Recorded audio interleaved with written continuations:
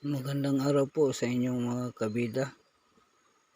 Kipi-kipi, hibi-hibi o makahiya.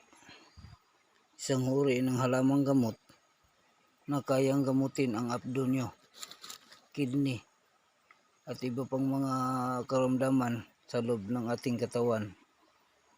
Kaya nitong baguhin ang namamagamong mga atay. Kuha ka lang ng ugat nito at yung dahon ibilad mo, tapos isangag mo sa kalaha o kawa, paitimin mo, yun inumin mo. At saka ang ugat nito mga kabida, lagain mo, inumin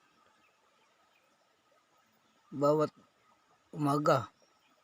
Yan, gawin yung tiya, magaling yung mga ugat nito na pangpahilom ng mga sugat sa loob ng ating katawan mga kabida, no?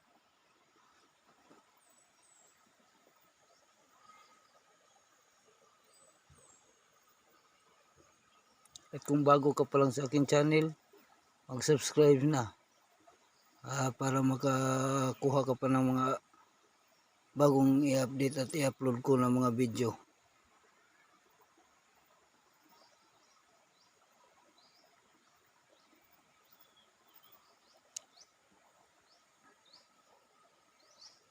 Ito ay isang uri ng halaman na kayang gamutin na namagaan atay at abdo. Kaya rin gamutin ang kidney, yung mataas ang dugo na puti mo, yung anemika, gagamutin nito mga kabida. Sa niniwala po, ito po ay magaling na gamot.